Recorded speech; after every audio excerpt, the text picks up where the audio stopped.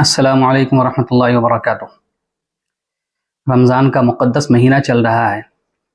آج ہم جانیں گے کہ زکوٰۃ کیا ہے، دوسرے نمبر پہ جانیں گے کہ زکوٰۃ کے شرائط کیا ہیں، اور تیسرے نمبر پہ جانیں گے کہ زکوٰۃ کن کو دیا جائے، اور چوتھے نمبر پہ جانیں گے کہ زکوٰۃ نکالا کیسے جائے۔ تو آئیے ہم ایک ایک کر کے ہر ایک چیز جانتے ہیں۔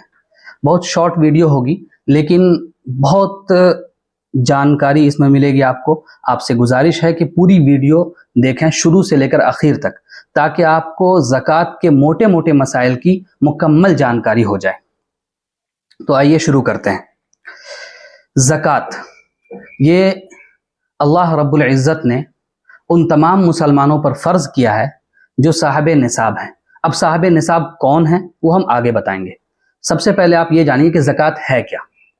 زکوٰۃ کے معنی آتے ہیں پاکیزگی اور طہارت کے، یعنی زکوٰۃ ایک ایسی چیز ہے جو مالداروں کے مال کو پاکیزہ کرتی ہے۔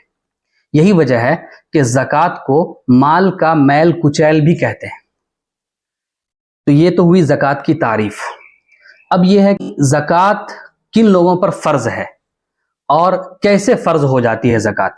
زکوٰۃ تمام مسلمانوں پر فرض نہیں ہے۔ زکوٰۃ اس مسلمان پر فرض ہے جو عاقل ہو یعنی عقل مند ہو، پاگل نہ ہو، بالغ ہو یعنی کہ بچہ نہ ہو، عاقل، بالغ اور آزاد مسلمان، یعنی کسی کی قید میں بند نہ ہو، غلام نہ ہو، آزاد ہو، تو اس پر فرض ہے، جبکہ اس کے پاس 7.5 تولہ سونا یا 52.5 تولہ چاندی ہو، یا 7.5 تولہ سونا کے بقدر رقم ہو، یا 52.5 تولہ چاندی کے بقدر رقم ہو، یا اگر 7.5 سونا نہیں ہے اور نہ 52.5 تولہ چاندی ہے، تھوڑا سونا اور تھوڑی چاندی ہے، تو سونا اور چاندی کی قیمت ملا کر اگر 52.5 تولہ چاندی کے برابر ہو جاتا ہے تو پھر اس آدمی پر زکوٰۃ ہے، اگر کسی کے پاس اتنا ہے تو۔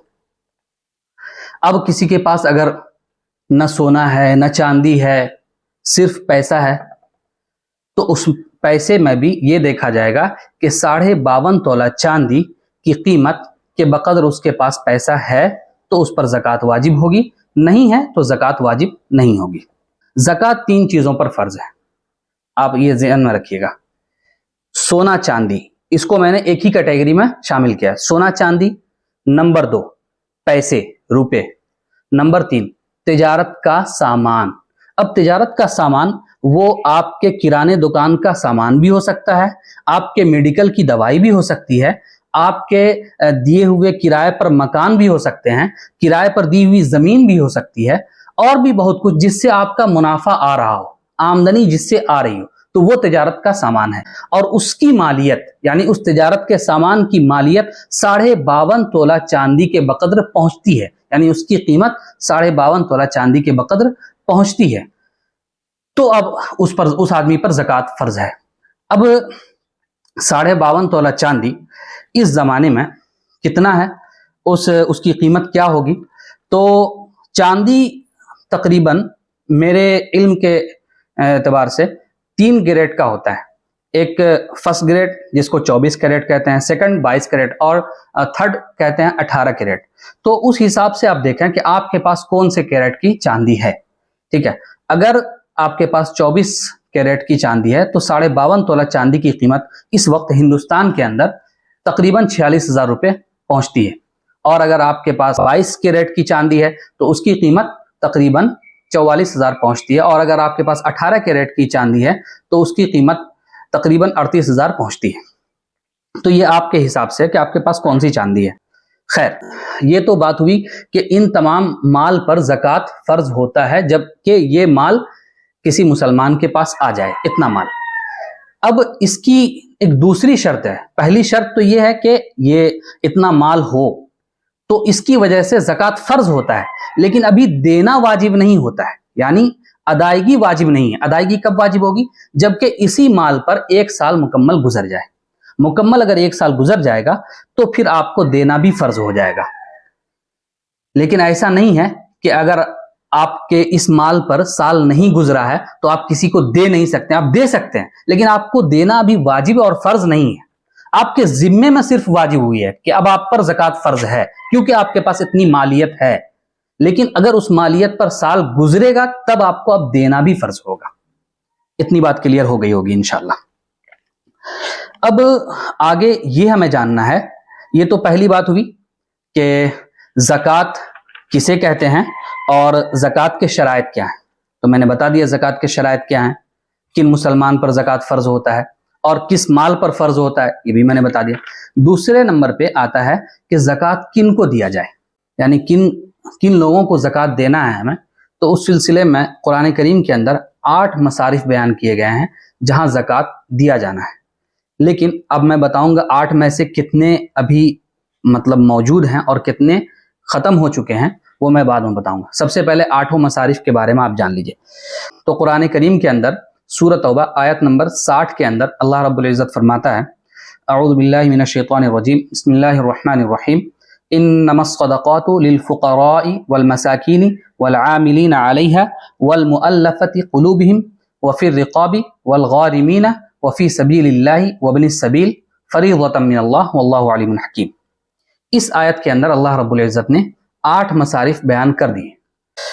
سب سے پہلا نمبر آتا ہے فقیر, کہ فقیر کو دینا ہے. فقیر کسے کہتے ہیں؟ فقیر اسے کہتے ہیں کہ جس کے پاس مطلب ایک دن کا کھانے پینے کا سامان ہو یا اس سے زائد کا تو ہو مگر اس کے پاس نصاب کے بقدر مال نہ ہو, اس کو کہتے ہیں فقیر. نمبر 2 پہ آتا ہے مسکین. مسکین اسے کہتے ہیں جس کے پاس کچھ بھی نہ ہو, نہ کھانے پینے کا کوئی سامان ہو اور نہ پہننے اوڑھنے کے لیے کوئی کپڑا ہو, کچھ بھی نہ ہو, تو اس کو کہتے ہیں مساکین. یہ دوسرے نمبر پہ آتے ہیں. تیسرے نمبر پہ ہیں عاملین زکوٰۃ, یعنی زکوٰۃ کا مال وصول کرنے والے. حضور اکرم صلی اللہ علیہ وسلم اور اس وقت جس وقت اسلامی خلفائے راشدین کا دور تھا اور اس کے بعد کا جو دور تھا, اس وقت اسلامی حکومت کے جو حکمراں تھے, جو اس وقت کے خلیفہ تھے, تو وہ کیا کرتے تھے کہ کچھ لوگوں کو زکوٰۃ کا مال وصول کرنے کے لیے اس کو ذمہ دار بنا دیتے تھے کہ آپ کو زکوٰۃ کا مال وصول کر کے مسلمانوں سے لانا ہے. تو اسی کو کہتے ہیں عاملین زکوٰۃ. آج کے دور میں ہندوستان کے اندر وہ موجود نہیں ہے, اس لیے یہ کیٹیگری ختم ہو گئی. نمبر 3 والی کیٹیگری ختم, ان کو زکوٰۃ نہیں دینا کیونکہ یہ موجود ہی نہیں ہے ہندوستان میں. چوتھی کیٹیگری ہے مؤلفۃ قلوب. مؤلفۃ قلوب اس کو کہتے ہیں, اس نو مسلم کو کہتے ہیں, یعنی نئے مسلمان کو کہتے ہیں کہ جس کی دلجوئی کے لیے آپ صلی اللہ علیہ وسلم نے اپنے زمانے میں فتح مکہ اور حنین کے موقع سے اللہ کے رسول صلی اللہ علیہ وسلم نے کچھ مال غنیمت کا مال بھی دیا تھا اور کچھ زکوٰۃ کا مال بھی اس کو دیا تھا, اور اس کے بارے میں حکم فرمایا تھا کہ اس کو دیا جانا چاہیے. قرآن میں بھی آتا ہے. لیکن یہ چیز حضور صلی اللہ علیہ وسلم کے دور تک تھی. حضرت ابوبکر صدیق رضی اللہ عنہ کے زمانے سے یہ مؤلفۃ قلوب منسوخ ہو گیا, کیونکہ اس وقت اسلام کمزور تھا حضور کے زمانے میں. اس لیے اسلام لانے والوں کی دلجوئی کے لیے, کمزور ایمان والے مسلمانوں کی دلجوئی کے لیے حضور صلی اللہ علیہ وسلم کچھ مالی امداد فرما دیا کرتے تھے. اس کا یہ مطلب نہیں ہے کہ عادت لگا دی جائے مسلمانوں کو, تو پھر اسلام کا کیا مطلب ہوتا ہے؟ اسلام مال و دولت کا محتاج نہیں ہے. اسی لیے اللہ کے رسول صلی اللہ علیہ وسلم کے جو پہلے خلیفہ حضرت ابوبکر صدیق رضی اللہ عنہ تھے, ان کے زمانے میں حضرت عمر رضی اللہ عنہ کی کوشش سے یہ ختم ہو گیا, یہ حکم ختم ہو گیا. تو تیسرے اور چوتھے نمبر والی کیٹیگری زکوٰۃ کی فہرست سے ختم ہو گئی, خارج ہو گئی. 5ویں نمبر پہ ہے رقاب. رقاب کا لفظ ہے. رقاب کہتے ہیں اس غلام کو جو اپنی آزادی کے لیے پیسہ اکٹھا کر رہا ہو, کہ ہم یعنی وہ اپنے آقا کو پیسہ دے کر آزادی اپنی خریدنا چاہ رہا ہے. ٹھیک ہے, تو ایسے غلام کو کہ جو اپنے آقا سے اپنی آزادی خریدنا چاہ رہا ہے, اس سے اپنے آپ کو آزاد کرانا چاہ رہا ہے, تو اس کو زکوٰۃ کا مال دیا جاتا تھا. لیکن آج نہ تو غلام ہے اور نہ اس کیٹیگری کی ضرورت ہے. جب غلام ہی نہیں ہے, تو جب بینیفیشری ہی نہیں ہے, تو اس کا مقصد فوت ہو گیا. تو یہاں پر تیسری, چوتھی اور 5ویں کیٹیگری ختم. اب آئیے چھٹی کیٹیگری. چھٹی کیٹیگری کہتے ہیں غارم کا لفظ آیا. غارم, غارم یعنی مقروض آدمی. مقروض آدمی یعنی کسی کے اوپر قرض آ گیا ہو اور اس کے پاس اتنا پیسہ نہیں ہے کہ وہ جس سے قرض لیا ہے اس کو ادا کر سکے, تو پھر حکم ہے کہ ایسے شخص کو ضرور دیں زکوٰۃ کا مال جو مقروض ہے، تو اس کو دینا چاہیے، مقروض کو دینا چاہیے۔ پھر اس کے بعد آتا ہے فی سبیل اللہ۔ فی سبیل اللہ کا ایک مطلب ہے کہ حضور کے زمانے میں جو مطلب کہ فوجیں ہوا کرتی تھی، لشکر ہوا کرتے تھے، تو اس پر بھی زکوٰۃ کا مال خرچ کیا جاتا تھا۔ یعنی اللہ کے رسول صلی اللہ علیہ وسلم اور ان کے بعد کے جو خلفاء تھے تو وہ لشکر پر، اپنی فوج پر زکوٰۃ کا مال خرچ کیا کرتے تھے۔ تو آج ہندوستان میں اس کی کوئی ضرورت ہے نہیں، کیونکہ یہاں پر اسلامی فوج ہے ہی نہیں۔ تو جب اسلامی فوج نہیں ہے تو اس کیٹیگری کی بھی ضرورت نہیں ہے۔ تو نمبر 7 والی کیٹیگری بھی ختم، فی سبیل اللہ والی۔ ہاں، فی سبیل اللہ میں اگر آپ ایسے ہی کسی کو دے دیں جو اللہ کے راستے میں نکل رہا ہے، اللہ کی دعوت کو لے کر نکل رہا ہے، اس کو دے دیں اگر، اس کے پاس شرط یہ ہے کہ وہ غریب بھی ہو، شرط یہ ہے کہ وہ غریب بھی ہو۔ ایسا نہیں کہ کوئی مالدار نکل رہا ہے، مثلا ایک مثال میں دے رہا ہوں، تبلیغی جماعت میں کوئی نکل رہا ہے اللہ کے بندوں کو سمجھانے کے لیے، اللہ کے راستے کی طرف بلانے کے لیے، تو اگر وہ آدمی، نکلنے والا آدمی مالدار ہے تو پھر اس کو آپ نہیں دے سکتے۔ لیکن اگر وہ غریب ہے، تنگ دست ہے، لیکن نکلنا چاہ رہا ہے تو آپ اس کو ضرور دیں، بالکل دیں۔ تو یہ 7ویں کیٹیگری ہے۔ تو اس میں 7ویں کیٹیگری میں اسلامی فوج کے لحاظ سے اگر دیکھا جائے تو وہ کیٹیگری نہیں مانی جائے گی، لیکن اگر عموماً دیکھا جائے کہ فی سبیل اللہ کا مطلب جو اللہ کے راستے میں نکلے، اللہ کی دعوت کو لے کر نکلے، اگر اس کا عمومی معنی مراد لیں تو پھر ان تمام لوگوں کو دینا چاہیے جو اللہ کے راستے میں نکل رہے ہیں، اللہ کے کلمے کو بلند کرنے کے لیے، اللہ کی دین کو پھیلانے کے لیے، اللہ کی بات لوگوں کو بتلانے کے لیے، اور وہ تنگ دست بھی ہیں، وہ غریب بھی ہیں، فقیر ہیں، مسکین ہیں، تو ان کو ضرور دینا چاہیے۔ یہ 7ویں کیٹیگری میں دو چیزیں میں نے ڈیوائیڈ کر دی۔ اب آئیے لاسٹ کیٹیگری، 8ویں کیٹیگری، مسافر۔ یعنی ایک مسافر ہے جو سفر پہ آیا ہوا ہے اور اچانک اس کا مال یا تو ختم ہو گیا، خرچ ہو گیا، یا کسی نے لوٹ لیا۔ کسی نے اگر اس کا مال لوٹ لیا یا اس کا مال ختم ہو گیا تو اب اس صورت میں آپ اس کو دے سکتے ہیں زکوٰۃ کا مال، اگرچہ وہ اپنے گھر میں، اپنے وطن میں اس کے پاس مال ہے، اس کے پاس سب کچھ ہے، لیکن فی الحال تو اس کو ضرورت ہے، تو آپ اس کو زکوٰۃ کا مال دے سکتے ہیں۔ تو یہ بھی کلیئر ہو گیا کہ زکوٰۃ کن کو دیا جانا چاہیے۔ تو 8 مصارف میں سے میں نے بتا دیا کہ کون کون سے وہ مصارف ہیں کہ جن کو زکوٰۃ دینا چاہیے، اور کون کون سے وہ مصارف ہیں جو آج کے دور میں نہیں ہیں، نہیں پائے جاتے ہیں، اس لیے زکوٰۃ اس پر خرچ نہیں ہوگا زکوٰۃ کا مال۔ اب آخری بات یہ ہے کہ زکوٰۃ نکالیں کیسے؟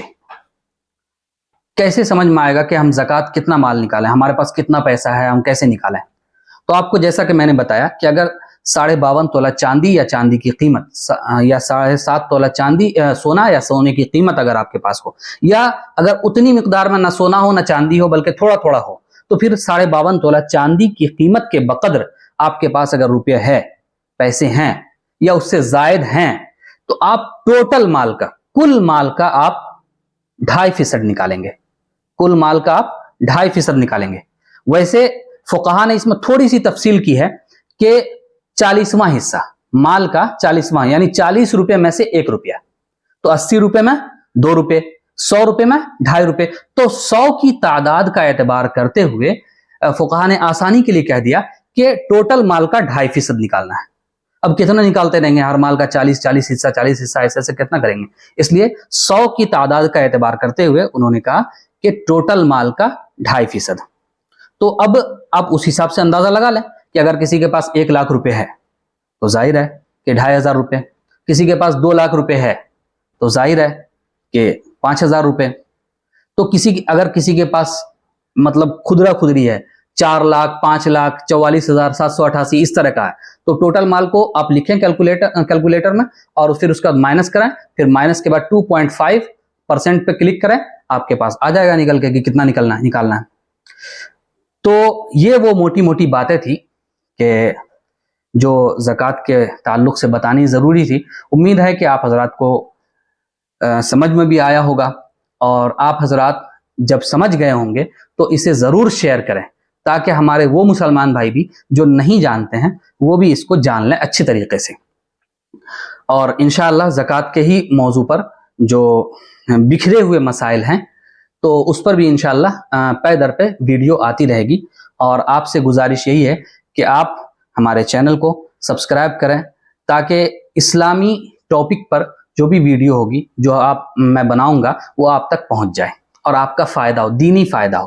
اور صدقہ جاریہ کی نیت سے ہماری ویڈیو کو ضرور شیئر کریں. فیس بک پر کریں، واٹس ایپ پر کریں، جہاں آپ کا سوشل میڈیا اکاؤنٹ ہے جس پر آپ شیئر کر سکتے ہیں اس پر آپ شیئر کریں. اب اسی بات کے ساتھ میں آپ سے وداع لیتا ہوں. السلام علیکم ورحمۃ اللہ وبرکاتہ.